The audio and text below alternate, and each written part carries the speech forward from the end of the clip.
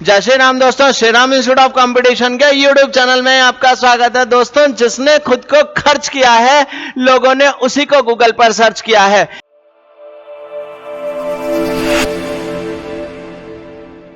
पिछली वीडियो में हम लोग बात कर चुके थे लॉर्ड डलहौजी तक की, और अब लॉर्ड डलहौजी के बाद जो शासन काल आता है वो आता है एक बहुत महत्वपूर्ण गवर्नर जनरल का, जिसका नाम है लॉर्ड कैनिंग, जिसके काल में 1857 का विद्रोह हुआ। दोस्तों, 1857 के विद्रोह के क्या कारण थे, क्या परिणाम थे, किस जगह पर कौन सा विद्रोह का नेतृत्व किस नेता ने किया, किस अंग्रेजी व्यक्ति ने उस विद्रोह को दबाने में महत्वपूर्ण भूमिका निभाई, इसके ऊपर मैं एक सेपरेट वीडियो बनाऊंगा, क्योंकि 1857 का विद्रोह एक बहुत महत्वपूर्ण घटना थी भारत के आजादी के स्वतंत्रता संग्राम में। तो बच्चों, हम बात कर रहे हैं लॉर्ड कैनिंग की।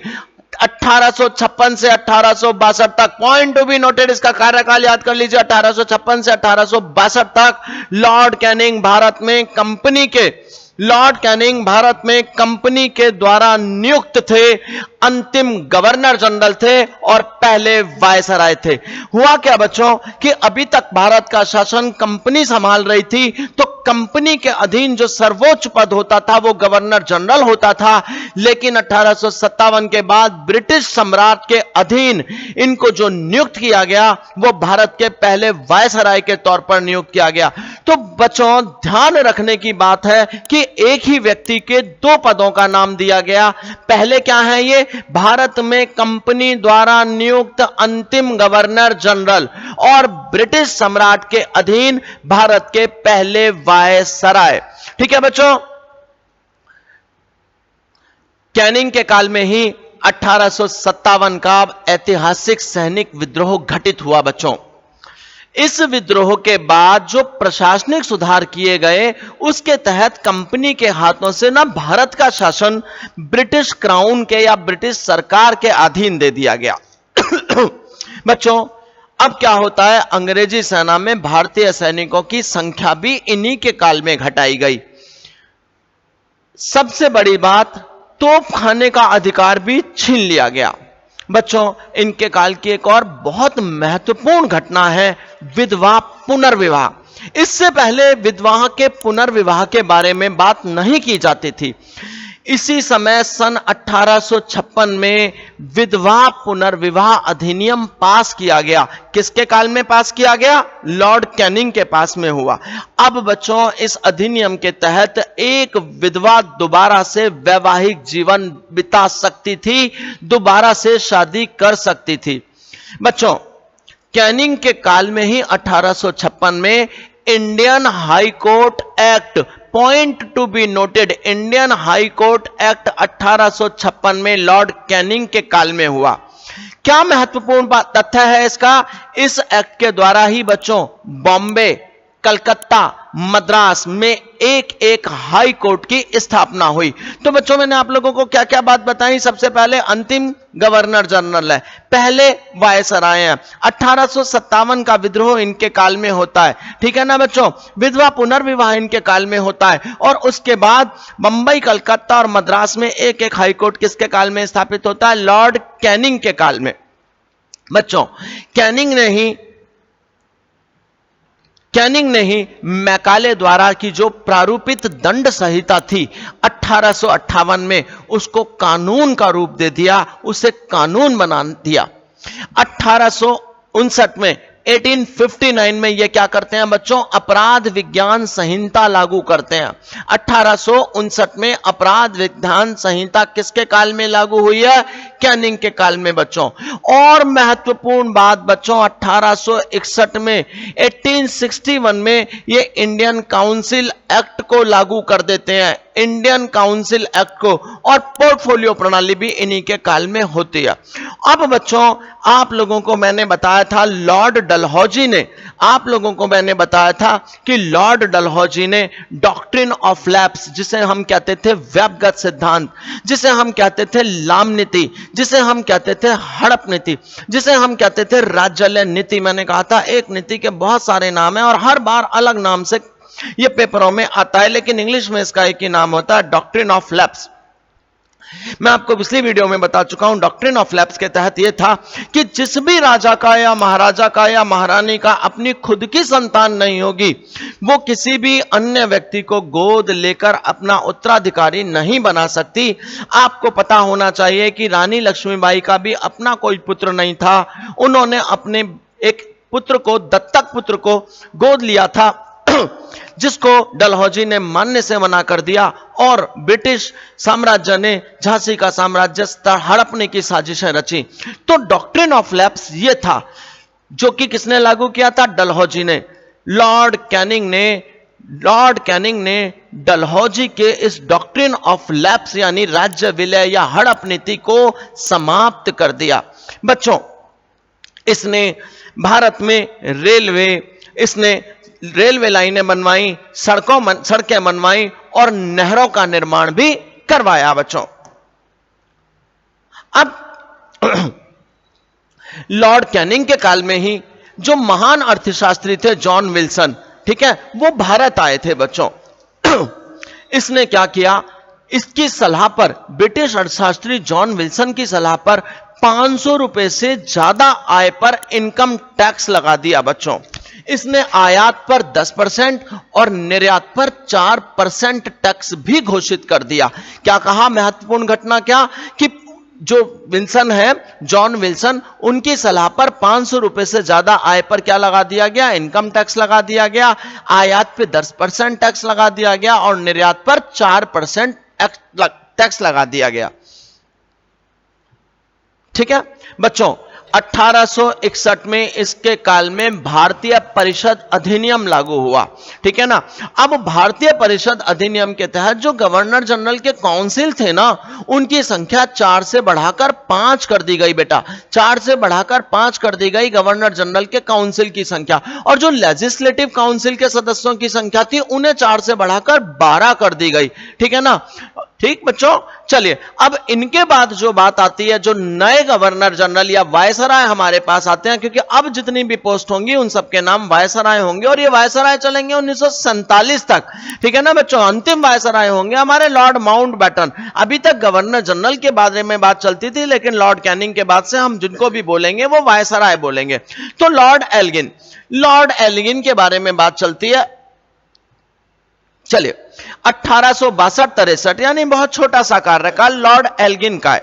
बच्चों, बहावी आंदोलन का दमन लॉर्ड एल्गिन ने किया। इनके काल की बहुत महत्वपूर्ण घटना थी बहावी आंदोलन का दमन। 1863 में धर्मशाला में आपको बता दूं, हिमाचल प्रदेश नामक स्थान पर है, वहां पर इनकी मृत्यु हो जाती है। बच्चों, सत्येंद्रनाथ टैगोर 1863 में ऐसे पहले भारतीय व्यक्ति बने बच्चों जिन्होंने लंदन में सिविल सेवा परीक्षा में सफलता प्राप्त की।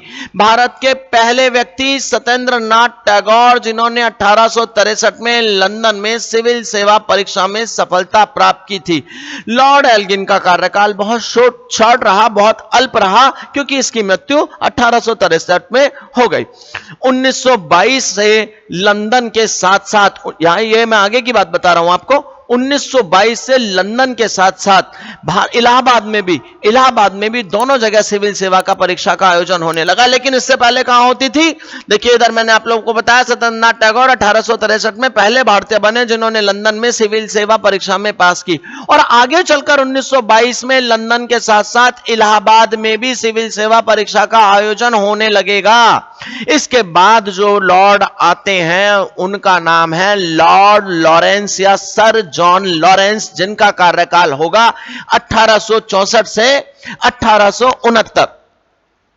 बच्चों, सर जॉन लॉरेंस के समय में 1865 में भूटान ने ब्रिटिश साम्राज्य पर आक्रमण कर दिया। एंग्लो भूटानी युद्ध का अंत इस समझौते के साथ हुआ बच्चों कि अंग्रेज भूटानियों को 5000 रुपए वार्षिक मदद करेंगे और बदले में भूटानियों ने अंग्रेजों को 18 पहाड़ी इलाकों पर अपना अधिकार सौंप दिया था। ठीक है ना बच्चों।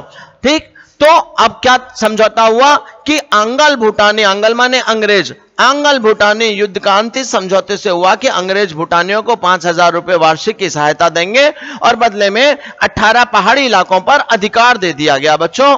ठीक है, अब देखिए इधर 1865 में सर लॉरेंस ने भारत और यूरोप के बीच पहली समुद्री टेलीग्राफिक लाइन की शुरुआत करवाई। पॉइंट टू बी नोटेड, बहुत महत्वपूर्ण तथ्य है। 1865 में सर लॉरेंस ने भारत और यूरोप के बीच पहली समुद्री टेलीग्राफिक सेवा की शुरुआत की बच्चों। ठीक है, अफगानिस्तान के प्रति इसने निष्क्रियता का मतलब इनएक्टिव, शानदार निष्क्रियता दिखाते हुए हस्तक्षेप की नीति अपनाई। हस्तक्षेप का मतलब होता है कि बीच में कोई भी इंटरफेयर ना करना। और अब अफगानिस्तान के शासन के जो शासक थे उस समय शेर अली, उनके साथ इन्होंने दोस्ती पूर्वक संबंध स्थापित किए। तो बच्चों, निष्क्रियता की नीति किसके द्वारा अपनाई गई? सर लॉरेंस के द्वारा। और सबसे महत्वपूर्ण घटना क्या है? पहली बार भारत और यूरोप के बीच में पहली समुद्री टेलीग्राफिक लाइन की शुरुआत किसके काल में हुई? सर जॉन लॉरेंस के काल में। बच्चों, उड़ीसा में और बुंदेलखंड में, राजपूताना में इसके काल में भयंकर अकाल पड़ता है 1866 के आसपास। और 1868-69 में कहां पर? राजपूताना में भयंकर अकाल पड़ा इनके काल में। बच्चों, इन अकालों को देखकर सर लॉरेंस एक अकाल आयोग का गठन करते हैं और उस अकाल आयोग का गठन करने के बाद उसका जो अध्यक्ष बनाते हैं वो किसको बनाते हैं? हेनरी कैंपबेल को। ठीक बेटा, तो अब इसके बाद जो अगले वायसराय की बात आती है वो है लॉर्ड मेयो। मैं आप लोगों को सिर्फ महत्वपूर्ण तथ्यों से अवगत करा रहा हूं। हर वायसराय के काल में, हर गवर्नर जनरल के काल में जो जो महत्वपूर्ण घटना हुई, भारतीय इतिहास के महत्वपूर्ण पक्षों में से ये टॉपिक हमारा चल रहा है। हर कॉम्पिटिटिव एग्जाम में इसमें से अक्सर बहुत सारी चीजें पूछी जाती हैं। अब हमारे सामने बात आती है लॉर्ड मेयो की। बच्चों, इसने भी अफगानिस्तान में हस्तक्षेप की नीति का पालन जारी रखा। यह भी हस्तक्षेप यानी बीच में कोई इंटरफेयर नहीं करना चाहता था अफगानिस्तान में। और बहुत महत्वपूर्ण, बहुत ज्यादा महत्वपूर्ण बच्चों, 1872 में अजमेर में, पॉइंट टू बी नोटेड बच्चों, 1872 में अजमेर में मेयो कॉलेज की स्थापना किसके काल में होती है? लॉर्ड मेयो के काल में होती है। ठीक है बच्चों, ये एक कृषि विभाग की स्थापना भी करते हैं। और सबसे बड़ी बात, मेयो ने रेलवे डिपार्टमेंट का सरकारीकरण कर दिया गया था। बच्चों, आप लोगों ने समझा कि क्या क्या बात बताई मैंने? हस्तक्षेप की नीति का पालन रखा इसने, अजमेर में मेयो कॉलेज की स्थापना रखी इसने, और रेलवे विभाग का सरकारीकरण इसने कर दिया। बच्चों, अब सबसे महत्वपूर्ण बात, भारत की सबसे पहली जनगणना लॉर्ड मेयो के काल में हुई थी। सबसे इंपॉर्टेंट बात, 1872 में जो भारत की पहली जनगणना हुई थी लॉर्ड मेयो के काल में हुई थी। इसके बाद क्या होगा? 1881 से लेकर हर 10-10 साल के बाद नियमित जनगणना होने लगेगी। 1881, 1891, 10 साल के बाद होगी, जो होगी 2011 तक। और उसके बाद 2021 में जो जनगणना होनी थी वो कोरोना काल की वजह से संभव नहीं हो पाई, तो 2021 की जनगणना हुई ही नहीं। तो भारत की सबसे पहली जनगणना किसके द्वारा कराई गई? 1872 में लॉर्ड मेयो के कार्यकाल में कराई गई। आगे चलकर लॉर्ड रिपन के कार्यकाल में 1881 से यह जनगणना रेगुलर होने लगेगी 10-10 साल के अंतराल के बाद। तो ये दोनों क्वेश्चन बहुत महत्वपूर्ण है। पहली बार किसके काल में जनगणना हुई? लॉर्ड मेयो के काल में। कब हुई? 1872 में। और अगर क्वेश्चन यह पूछा जाता भारत में पहली बार से नियमित जनगणना की शुरुआत किसके काल में हुई? 1881 से नियमित जनगणना की शुरुआत हुई, जो 10-10 साल के गैप पर होती चली आई, और यह घटनाक्रम चला 2011 तक। 2021 की जनगणना नहीं हो पाई। ठीक है ना बच्चों? इसने भारत में वित्तीय विकेंद्रीकरण की नीति की भी शुरुआत की। ठीक, 1872 में एक अफगान इनकी चाकू मारकर हत्या कर देता है और लॉर्ड मेयो की हत्या एक अफगानी के चाकू मारने के कारण होती है। बच्चों, मेयो पहला गवर्नर जनरल था जिसकी हत्या उसके दफ्तर में जाकर कर दी गई थी। मेयो की हत्या उसी के दफ्तर में की गई थी बेटा। अब इसके बाद जो अगले हमारे आते हैं उनका नाम है लॉर्ड नॉर्थब्रुक। 1872 से 1876 तक उनका कार्यकाल होता है। क्या नाम बताया? Lord Northbrook. चलिए बच्चों, नॉर्थब्रुक के शासनकाल में बंगाल में भयंकर अकाल पड़ता है बच्चों, और एक आंदोलन हुआ था जिसका नाम था कूका आंदोलन। कूका आंदोलन भी बच्चों इसी के काल में हुआ। यह आंदोलन पंजाब में हुआ था। ठीक है ना। व्यापार के लिए सुएज नहर, आज की तारीख में सुएज नहर सबसे ज्यादा बिजनेस करने वाली नहर है। पिछले 6-7 महीने पहले यह बहुत चर्चा में भी रही थी, क्योंकि इसके अंदर 2 जहाज इस तरह से फंस गए थे कि व्यापार प्रभावित हो गया था और कई दिन लग गए उन जहाजों के फंसे हुए स्थान को खोलने में। तो बच्चों, कूका आंदोलन जो पंजाब का महत्वपूर्ण आंदोलन था, किसके काल में होता है? लॉर्ड नॉर्थब्रुक के। दूसरी महत्वपूर्ण घटना, सुएज नहर इसी के काल में व्यापार के लिए खोली गई। ठीक है। और जब सुएज नहर इसके द्वारा खोली गई, मैं आपको बता दूं, भारत और यूरोप के बीच लगभग 7,000 किलोमीटर की बचत होती है सुएज नहर के खुलने से। तो अब जब सुएज नहर खुलती है तो भारत और ब्रिटेन के बीच व्यापार में बहुत तेजी आ जाती है बच्चों। 1873 में लॉर्ड नॉर्थब्रुक घोषणा करते हैं कि मेरा उद्देश्य टैक्सेस को हटाना है और साथ में ही अनावश्यक वैधानिक कार्यवाहियों को बंद करना है। जो बिना मतलब की, बेमतलब में लोगों को परेशान करने के लिए वैधानिक कार्यवाहियां चल रही थी, ये उनको खत्म करना चाहते थे और बेमतलब के टैक्सों को हटाना चाहते थे। बच्चों, हम बात कर रहे हैं लॉर्ड नॉर्थब्रुक की। ठीक है बच्चों। अब जो बड़ौदा के मल्हार राव गायकवाड़ है, ठीक है, इनको भ्रष्टाचार के आरोप में उनके पद से हटा दिया गया और उनको मद्रास जेल में भेज दिया गया। इसी के काल में बच्चों, इसी के काल में प्रिंस ऑफ वेल्स, जिनका असली नाम क्या था? King Edward 7th। Prince of Wales का असली नाम क्या था? King Edward 7th। इसी के काल में भारत आते हैं। और अब बात आती है हमारे लॉर्ड लिटन की, जिनका कार्यकाल है 1876 से 1880। लॉर्ड लिटन 1876 से 1880। बच्चों, एक बहुत बड़े साहित्यकार भी थे। साहित्य के क्षेत्र में इनका नाम था ओवन मैरिडिथ। लॉर्ड लिटन एक बहुत बढ़िया उपन्यासकार थे बच्चों, निबंधकार थे, लेखक थे और साहित्यकार थे। और किस नाम से लिखा करते थे? Oven Meredith. और वैसे इनका नाम क्या है? लॉर्ड लिटन। कार्यकाल क्या है? 1876 से 1880। ठीक है बच्चों। इन्होंने अलीगढ़ में एक मुस्लिम एंग्लो महाविद्यालय की स्थापना करवाई। अलीगढ़ में एक मुस्लिम एंग्लो महाविद्यालय की स्थापना किसने करवाई? लॉर्ड लिटन ने करवाई। ठीक है। इसके समय में 1876 से 1878 के बीच में भारत में, मध्य भारत में पंजाब, हैदराबाद, बंबई, मद्रास, इन क्षेत्रों में भयंकर अकाल पड़ता है बच्चों, भयंकर अकाल पड़ता है। और लगभग 50 लाख, इमेजिन कीजिए आप, लगभग 50 लाख लोग भूख से मर जाते हैं। पूरा मध्य भारत, पंजाब, हैदराबाद, बंबई, मद्रास, इन सारे के सारे इलाकों में बहुत भयंकर अकाल पड़ने के कारण लगभग 50 लाख लोग भूख से मर जाते हैं। किसके काल में? लॉर्ड लिटन के काल में।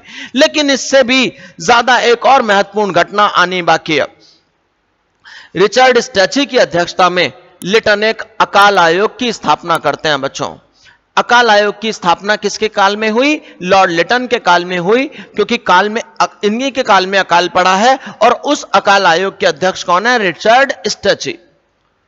1 जनवरी 1877 को ब्रिटेन की महारानी विक्टोरिया को केसरे हिंद की उपाधि से सम्मानित करने के लिए, पॉइंट टू बी नोटेड बच्चों, 1 जनवरी 1877 को ब्रिटेन की महारानी विक्टोरिया को किस उपाधि से सम्मानित करने के लिए? केसरे हिंद की उपाधि से सम्मानित करने के लिए ये दिल्ली दरबार लगवाते हैं। ठीक है बच्चों। और सिविल सर्विस की एज, सिविल सर्विस की एज जो 21 साल थी, ये 21 से घटाकर 19 साल कर देते हैं। मोस्ट इंपॉर्टेंट क्वेश्चन बच्चों, लॉर्ड लिटन ने सिविल सेवाओं परीक्षाओं में प्रवेश की अधिकतम आयु 21 से बढ़ाकर 19 कर दी थी। ठीक है ना बच्चों। मार्च 1878 में ये सबसे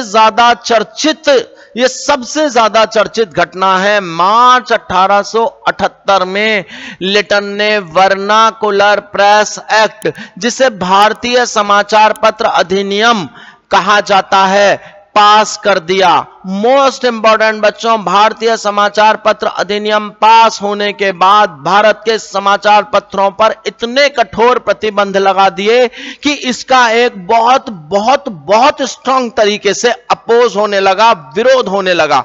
तो बच्चों, वर्नाकुलर प्रेस एक्ट को क्या कहा जाता था? भारतीय समाचार पत्र अधिनियम। किसके काल में पास हुआ? लॉर्ड लिटन के काल में पास हुआ। और इस अधिनियम के तहत भारत के समाचार पत्रों पर कठोर प्रतिबंध लगा दिए गए, क्योंकि भारतीय समाचार पत्र अब खुलकर ब्रिटिश साम्राज्य के खिलाफ आग उगलने लगे थे। और इसको ऐसा महसूस होने लगा था कि यह आग कहीं ज्वालामुखी बनकर न फट जाए, इसलिए इसने भारतीय समाचार पत्रों पर बहुत कठिन प्रतिबंध लगा दिए गए थे। और सबसे ज्यादा जो भारतीय राष्ट्रवादी समाचार पत्र अंग्रेजी सरकार के खिलाफ आग उगल रहा था, उसका नाम था सोम प्रकाश। इस प्रतिबंध से सबसे ज्यादा प्रभावित हमारा सोम प्रकाश हुआ, लेकिन पायोनियर नामक अखबार ने इस एक्ट का स्वागत किया बच्चों, इस एक्ट का समर्थन किया। तो बच्चों, दो महत्वपूर्ण बात, सबसे ज्यादा प्रभावित होने वाला जो समाचार पत्र था, जिसके मुख्य रूप से जिसके खिलाफ इस एक्ट को लाने की साजिश की गई थी, उसका नाम क्या था? सोम प्रकाश।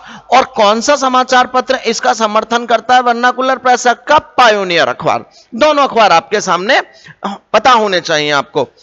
इंडियन आर्म्स एक्ट, भारतीय शस्त्र अधिनियम इसी के काल में ही लागू हुआ। बच्चों, इंडियन आर्म्स एक्ट के तहत यह व्यवस्था कर दी गई कि अब कोई भी व्यक्ति बिना लाइसेंस के अपने पास हथियार नहीं रख सकता। यह व्यवस्था आज तक लागू है। अगर आपको कोई भी अस्त्र शस्त्र अपने पास रखना है तो आपको उसके लिए संबंधित विभाग से एक लाइसेंस लेना होता है। पहली बार भारतीय शस्त्र अधिनियम किसके काल में पास हुआ? लिटन के काल में पास हुआ। क्या था? इस एक्ट के तहत अब कोई भी व्यक्ति बिना लाइसेंस के शस्त्र नहीं रख सकता था और ना ही शस्त्रों का व्यापार कर सकता था। अगर आपको कोई भी हथियार अपने पास रखना है, शस्त्र रखना है, तो आपको सरकार से लाइसेंस लेना होगा। अगर आपको किसी भी शस्त्र का व्यापार करना है, बिजनेस करना है, तो आपको लाइसेंस लेना होगा। यह व्यवस्था आज तक लागू है। किसके काल में पहली बार हुई? लिटन के काल में हुई। और सबसे ज्यादा पूछा जाने वाली घटना इसके काल की वर्नाकुलर प्रेस एक्ट है। सबसे ज्यादा घटना वर्नाकुलर प्रेस एक्ट। तो बच्चों, आज के लिए इतना ही काफी है। जल्द ही अगली वीडियो में आपको इससे आगे के वायसराय के बारे में बात करूंगा। तो बेटा, जय श्री राम, जय हिंद। फिर मिलते हैं, जल्दी मिलते हैं अगली वीडियो के साथ। तब तक के लिए जय श्री राम।